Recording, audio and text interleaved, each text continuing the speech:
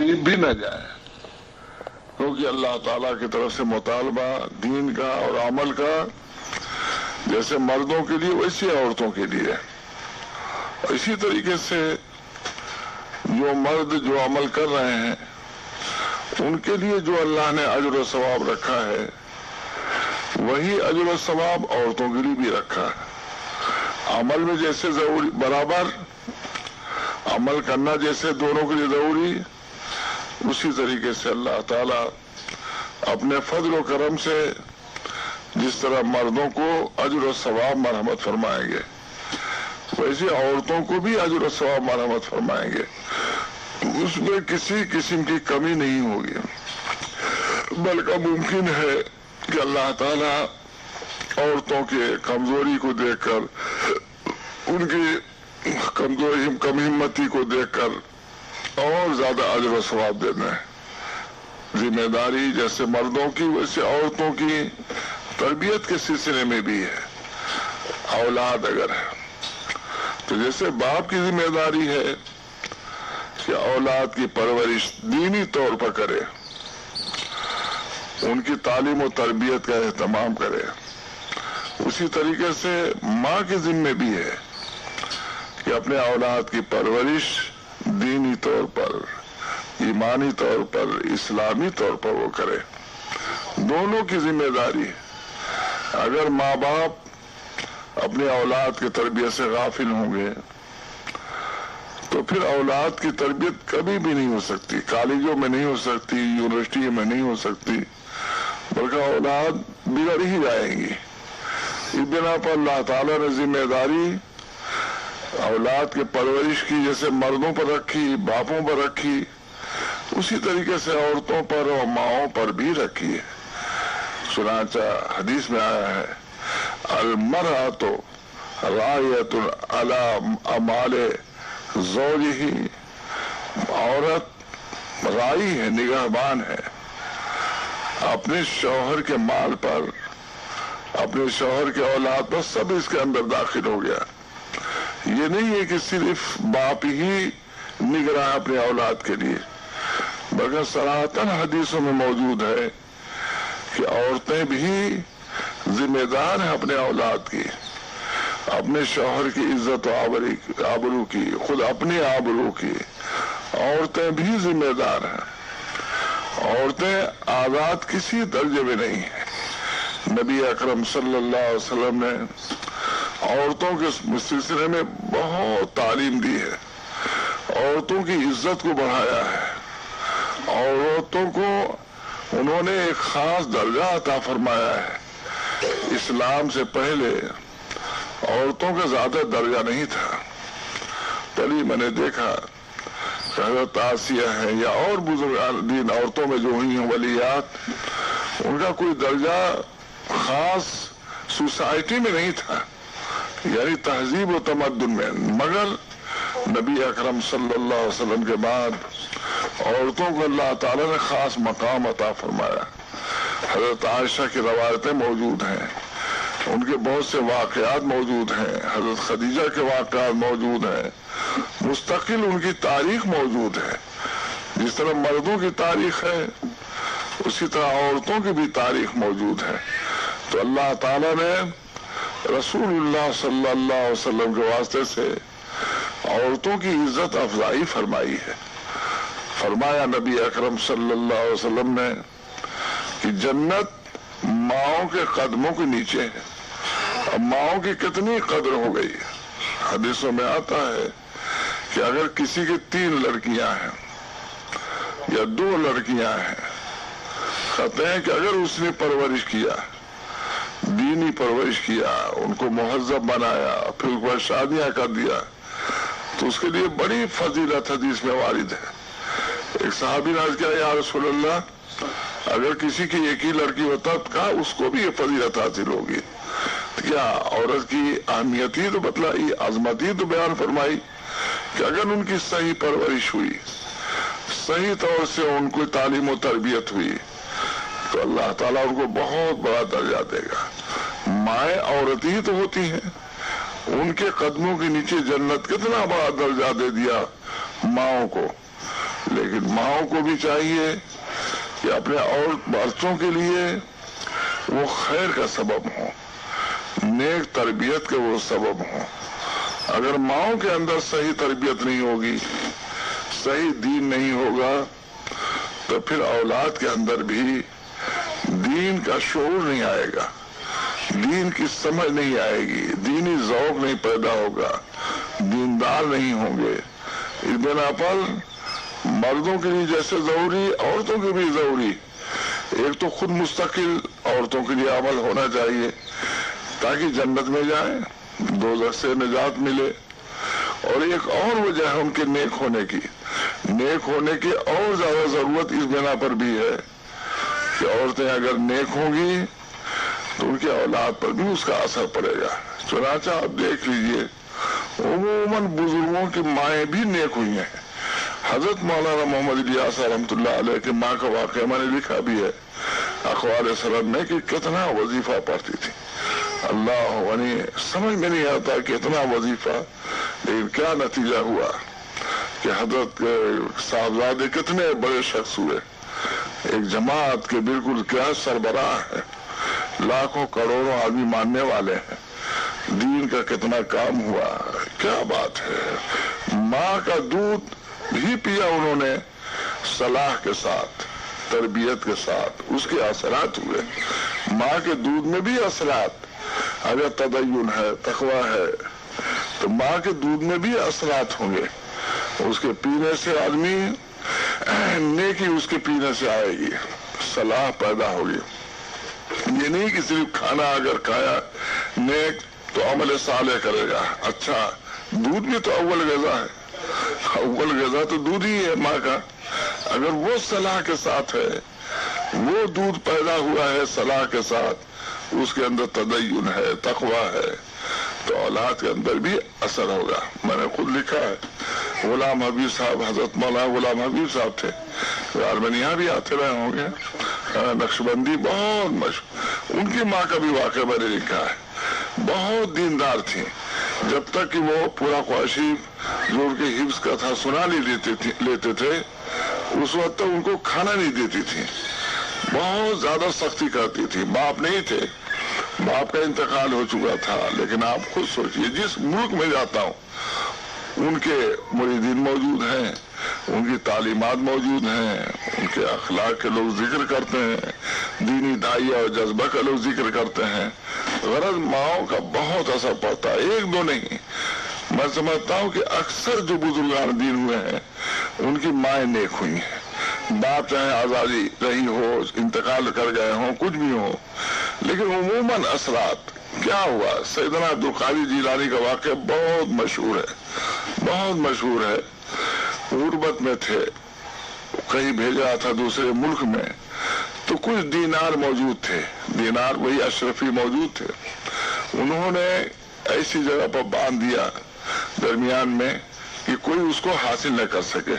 مطلب کہ جاتے تھے جنگلات میں لوٹ لیے آتے تھے، قافلوں کو لوٹ لیتے تھے ڈاکو اور چور، تو ان کو بھی بھیجا، لیکن ان کے ساتھ بہت حفاظت کا سامان کر دیا، لیکن اس کے ساتھ ساتھ یہ بھی کہہ دیا کہ بیٹے دیکھو جھوٹ نہ بولنا، یہ کہہ دیا۔ ایک تو اشرفی دیا، دینار دیا، اور دوسری بات یہ کہا، دوسری بات کی جھوٹ نہ بولنا، یہ کہہ دیا۔ چنانچہ حملہ ہوا ڈاکوؤں کا قافلے پر، اس لڑکے کے بھی گئے، لڑکے سے پوچھا بھائی، یعنی امام غزالی، لڑکے سے مراد کون ہے؟ امام غزالی رحمۃ اللہ علیہ۔ اس سے پوچھا تمہارے پاس کوئی مال ہے؟ کہا ہے ہمارے پاس ہے، ہمارے پاس اتنی اشرفیاں ہیں۔ ادھر ادھر دیکھا نہیں ملا، اس کو تعجب بھی ہوا کہ یہ لڑکا کیسے کہہ رہا ہے کہ ہمارے پاس اشرفی ہے۔ گئے ڈاکوؤں کے سردار کے پاس لے گئے، ڈاکوؤں کے سردار کے پاس لے گئے، اس نے بھی پوچھا، امام غزالی نے کہا بچے تھے، کہا کہ ہاں ہمارے پاس ہے، تو اس کو بھی تعجب ہوا۔ بہرحال اس نے کہا کہاں ہے، تو بتلایا کہ یہاں پر سلا ہوا ہے، نکالا، کہا بیٹے تم نے یہ کیوں کہا، آخر یہ بتلانے کی کیا ضرورت ہے، ہم لوگ تو سمجھ بھی نہیں پا رہے تھے کہ کہاں تمہاری اشرفی رکھی ہے۔ کہا ہمارے ماں نے کہا تھا کہ جھوٹ مت بولنا، اس بنا پر جب آپ لوگوں نے پوچھا کہ اشرفی ہے تو میں کہہ دیا کہ ہے، تو میں جھوٹ کیسے بولتا؟ ماں نے میری کہا تھا، میری ماں نے یہ کہا تھا، نصیحت کیا تھا کہ جھوٹ نہ بولنا، اس بنا پر میں جھوٹ نہیں بولا۔ اس حاکم، اس سردار پر جو ڈاکو ہو گیا تھا بہت اثر ہوا۔ کہا یہ اپنے ماں کا جب اتنا ہی پاس لحاظ کرتا ہے، ماں تو مخلوق ہی تو ہے، ماں نے پیدا کیا، سب کچھ تھوڑی نہیں کرتی ہے۔ جب ماں کی بات کا یہ اتنا پاس لحاظ کرتا ہے تو ہم کو اپنے خالق اور مالک کا کتنا پاس لحاظ کرنا چاہیے۔ چنانچہ فوراً توبہ کر لیا اور پورے ڈاکو سب طائب ہو گئے۔ کیا ہوا؟ ماں کا اثرات۔ کتنے بڑے وہ شخص ہوئے کہ ان کو سیدنا عبدالقادر جیلانی کہتے ہیں، امام غزالی نہیں بلکہ امام سیدنا عبدالقادر جیلانی کا واقعہ ہے یہ، پہلے میں نے یہی بیان کیا تھا۔ سیدنا عبدالقادر جیلانی رحمۃ اللہ علیہ کے واقعہ ہے، کتنے بڑے شخص ہوئے، کتنا بڑا سلسلہ ان کا چل رہا ہے، سلسلہ قادریہ چل رہا ہے۔ کوئی غوث پاک ان کو کہتا ہے، کوئی قطب الاقطاب کوئی کہتا ہے، اللہ غنی۔ کتنی اہمیت ان کو حاصل ہوئی، کتنی عظمت، کتنی بلندی ان کو بزرگی حاصل ہوئی۔ تو کیا ماہی کے تو اثرات تھے؟ ہمارے کتنے واقعات ایسے ہیں کہ ماؤں کے ذریعے سے لڑکے اعلیٰ سے اعلیٰ مقام تک پہنچ گئے۔ اس بنا پر جس طرح باپوں کی ذمہ داری ہے، ماؤں کی بھی ذمہ داری ہے کہ اپنے بچیوں کی تربیت کا خیال کریں، آزادی سے ان کو بچائیں۔ اگر وہ غفلت برتیں گی اور آزادی آئے گی تو بچیاں جو تباہ و برباد ہوں گی وہ تو ہوں گی، مائیں بھی گرفت سے بچ نہیں سکتے۔ اس بنا پر ماؤں کو بھی بہت زیادہ احتیاط اور بہت زیادہ اجتناب کی ضرورت ہے، اور یہ اسی صورت میں ہو سکتا ہے جبکہ مائیں خود دیندار ہوں، خود ان کے اندر تدین ہو، خود ان کے اندر تقویٰ ہو۔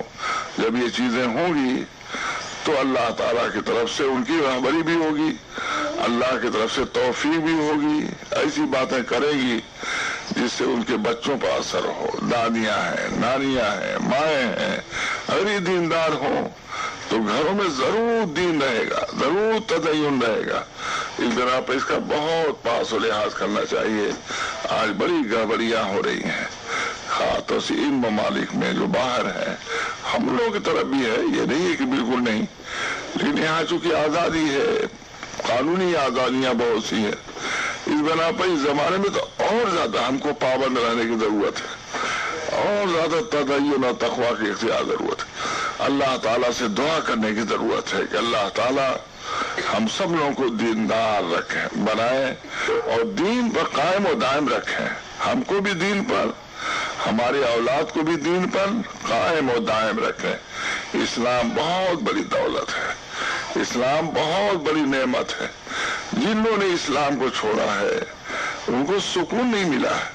عام طور سے آپ دیکھ لیجئے، جو لوگ اسلام کو چھوڑے ہوئے یہاں بھی آپ دیکھ لیجئے، ان کی زندگی میں قرار نہیں ہے۔ میں دیکھتا ہوں کہ انتشار ہے، قلب میں ان کے انتشار، یہاں جا رہے ہیں، وہاں عورتیں جا رہی ہیں، وہاں مرد جا رہے ہیں، سکون لینے کے لیے جا رہے ہیں۔ سکون ان کو کہاں ملے گا؟ اللہ تعالیٰ کی طرف سے سکون ملتا ہے۔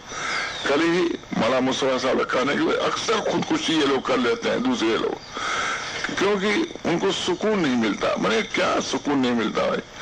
ارے یہی بال بچے ہوتے ہیں، ان کے تو بال بچے بھی کیا سکون نہیں ملتا؟ ہم لوگ بھی تو اسی دنیا میں رہتے ہیں، کون سی بے سکونی ہے کہ جس کی بنا پر وہ خودکشی آدمی کر لے اور یہ کر لے؟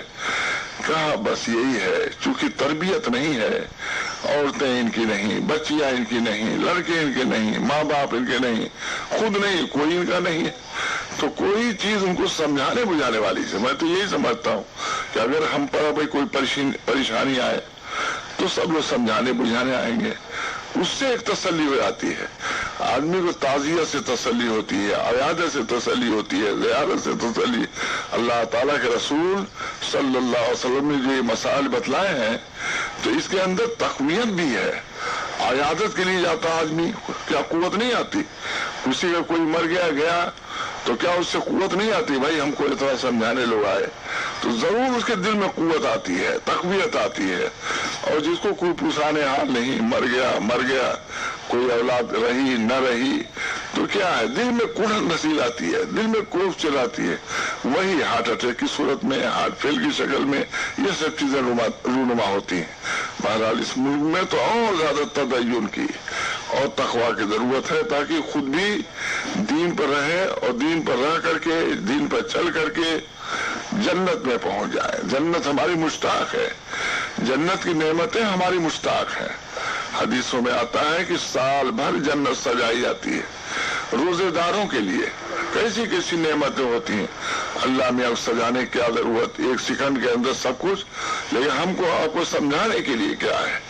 اسی طریقے سے سجائی جاتی ہے تاکہ مومنین کے دل میں اس کی کیا ہو, طمع پیدا ہو, مومنین کے دل میں اس کی خواہش پیدا ہو. جنت کی نعمتیں کیسی ہیں, وہاں کی عمارتیں کیسی ہیں, وہاں کی نہریں وہاں کیسی ہیں, وہاں کے آب خورے کیسے ہیں, آپ دیکھ لیجئے. اللہ تعالیٰ نے قرآن میں بیان کیا ہے, جو ترجمہ جانتی ہیں پڑھ سکتی ہیں کہ اللہ نے کیسی کیسی نعمتیں بنائی. لیکن ان نعمتوں کا ہم کو استحضار نہیں ہے. مردوں کے لیے بھی وہ نعمتیں ہیں اور عورتوں کے لیے بھی وہ نعمتیں ہیں. حکیم صاحب نے خود ایک جگہ روایت نقل کیا ہے مدد العالی نے کہ ان عورتوں میں اللہ تعالیٰ ایسا حسن دیں گے کہ حوریں جو ہے رش کریں گے. وہ عورتیں جو نماز و روزہ کرتی ہیں, جو اللہ تعالیٰ کے لیے روتی ہیں, اللہ تعالیٰ کے لیے معاہدہ کرتی ہیں, سبھی کو شہوات ہے, سبھی کی خواہشات ہیں, لیکن اس بنا پر کہ اللہ نے منع کیا ہے, اس بنا پر کہ اللہ تعالیٰ نے اس سے روکا ہے. اب آدمی جب رکے گا, چاہے مرد رکے چاہے عورت رکے, تو اللہ تعالیٰ اس کو اجر و ثواب نہیں مرمت فرمائے گا. اس بنا پر جنت تو نیکوں ہی کے لیے ہے. وہ عدت للمتقین, جنت تیار کی گئی متقیوں کے لیے, چاہے مرد متقی ہو چاہے عورت متقی ہو, جنت تو تیار ہونے کے لیے. ایسی ایسی نعمتیں اللہ تعالیٰ عطا فرمائیں گے, ایسے ایسے حسن عطا فرمائیں گے, ایسی ایسی صورتیں عطا فرمائیں گے, ایسے ایسے راگ اور نغمے عطا فرمائیں گے جس کا تصور بھی کوئی نہیں کر سکتا اس دنیا میں. تو اللہ تعالیٰ نے نعمتیں تیار کر رکھی ہیں, برابر اس کو سجاتے رہتے ہیں, اس کو بڑھاتے رہتے ہیں تاکہ جو متقی لوگ ہیں, روزے دار لوگ ہیں, نمازی لوگ ہیں, اس سے مستفید ہوں, اس سے نفع حاصل کریں. تو یہ سب کے لیے ہے, تو آخر کم ہم اس کے لیے کریں گے. آج ہم نے غفلت برتا, ہم دیکھ لیجیے سننے میں آتی ہے بہت سی باتیں. کیا ہے دنیا میں کتنے سال کوئی رہے گا, ابھی 30 سال رہے گا, 35 سال رہے گا, 40 سال رہے گا, 70-80 سال تو عورت کیا رہے گی, رہے بھی تو کیا اس کے اندر کیا لذت اور کیا چیزیں ہیں, کیا اس کے امنگ ہیں, کیا جذبات ہیں. آخر میں مرے گی, مرد بھی مریں گے, عورتیں بھی مریں گی, یہ سب جتنی چیزیں سب ختم ہوں گی. بڑھاپے تک نہیں, بڑھاپے سے پہلے ہی سب ختم ہو جائیں گی وہ چیزیں. تو اللہ تعالیٰ نے ایسی صورتوں میں جبکہ اپنے جذبات کو آدمی روکتا ہے, اپنی چیزوں خیالات کو کنٹرول رکھتا ہے, اپنے چال چلن پر جب کنٹرول رکھتا ہے, تو اللہ تعالیٰ اس کو جزائے خیر مرحمت فرماتے ہیں, جنت میں اس کو داخل فرماتے ہیں. جنت متقیوں کے لیے بنائی گئی ہے, مومنین و مومنات کے لیے بنائی گئی ہے, مسلم و مسلمات کے لیے بنائی گئی ہے. اسی بنا پر آیت جس کی تلاوت کیا اس میں اسی کا ذکر اللہ نے فرمایا کہ کثرت سے ذکر کرنے والے مرد والذاکرین اللہ کثیرا والذاکرات اعد اللہ لهم مغفرۃ واجرا عظیما. کثرت سے ذکر کرنے والے مرد جو کثرت سے ذکر کرتے ہیں, ہر موقع پر اللہ کو یاد کرتے ہیں. کثرت سے ذکر کا مطلب یہی نہیں ہے کہ 10,000 20,000 100,000 آدمی ذکر کرے تبھی, بلکہ ہر موقع پر اللہ کو, کھانے کے وقت اللہ کو یاد کیا, بسم اللہ الرحمن الرحیم, کھانے کے بعد اللہ کو یاد کیا, الحمدللہ, استنجے سے پہلے یاد کیا, استنجے کے بعد ادا کیا, سونے سے پہلے خدا کی یاد کیا ہے. اللہ تعالیٰ آپ کے نام پر سو رہا ہوں, بیس میں کہا منہ تو آیا, آپ کے نام پر سو رہا ہوں, آپ کے نام پر جاگوں گا, آپ کے نام پر سو رہی ہوں. عورت کا ترجمہ یہ, آپ کے نام پر سو رہی ہوں, آپ کے نام پر جاگوں گی. اب یہ خود بھی یاد کیا عورت نے, اور پھر اپنے بچوں کو یاد دلایا. اب ایک سلسلہ چلا, اسلامی معاشرہ چلا, چاہے کتنی ہی باہر گندا ماحول ہو, لیکن عورت اگر اس معاشرے کو باقی رکھنا چاہے تو رکھ سکتی ہے, کوئی اس کو روک ٹوک نہیں ہے, کوئی حکومت اندر نہیں آتی. اس بنا پر ان چیزوں کا خیال کہ والذاکرین اللہ کثیرا والذاکرات, جو کثرت سے ذکر کرنے والے مرد ہیں اور کثرت سے ذکر کرنے والی عورتیں ہیں, ان کے لیے اللہ نے مغفرت تیار کر رکھا ہے. اللہ ان کی مغفرت، کتنی ہی بڑا آدمی ہوتا ہے جب مرتا ہے تو یہ کہا جاتا ہے اللہ ان کی مغفرت فرمائے۔ مولانا سعید احمد خان کا انتقال ہوا ہے آج، اب جو بھی سنتا ہے کہتا اللہ ان کی مغفرت فرمائے، اللہ ان کو جنت نصیب فرمائے، یہ تو کہتا ہے۔ تو مغفرت بڑی چیز ہے، جنت بڑی چیز ہے، تو جو ذکر کرنے والے مرد عورت جو بھی ہیں اللہ تعالیٰ نے ان کے لیے مغفرت سے مراد کیا ہے؟ جنت، جنت تیار کر رکھا ہے، اجر عظیم تیار کر رکھا ہے۔ اس بنا پر مردوں کے لیے بھی ضروری ہے، عورتوں کے لیے بھی ضروری ہے کہ وہ دین پر عمل کریں، ایمان کو اختیار کریں، اسلام کو اختیار کریں۔ وہ جتنا اختیار کریں گی اتنی مردوں کے اندر بات آئے گی۔ شوہر بھی متاثر ہوتے ہیں عورتوں سے، عورتیں اگر متدین ہوتی ہیں تو بچے ہی نہیں بلکہ شوہر بھی اس سے متاثر ہوتے ہیں کہ ہماری بیوی نیک ہے، نمازی ہے، چلو ہم بھی نماز۔ کتنے تجربات ہیں کہ عورت نیک ہوئی تو مرد بھی نیک ہو گئے، حج کر آئے، دونوں تہجد گزار ہو گئے۔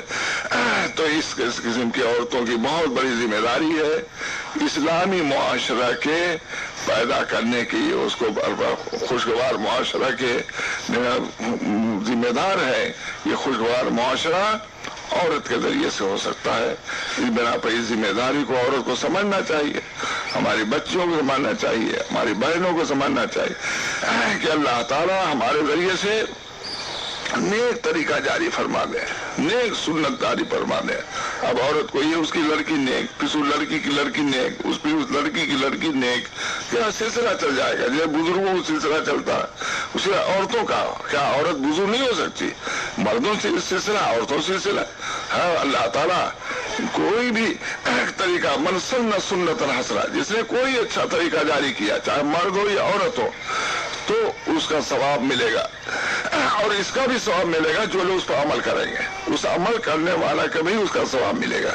اس بنا پر ہر مرد کو، ہر عورت کو کوشش کرنا چاہیے کہ ہم جو بعد میں چیز جائیں وہ نیک ہو، صالح ہو، سنت کے مطابق ہو، تاکہ ہمارے لیے یہ صدقہ جاریہ بنے اور ہم کو ہمیشہ اس کا ثواب ملتا رہے۔ میرا خیال ہے کہ مختصر الفاظ میں، مختصر وقت میں ضروری باتیں بیان ہو گئی۔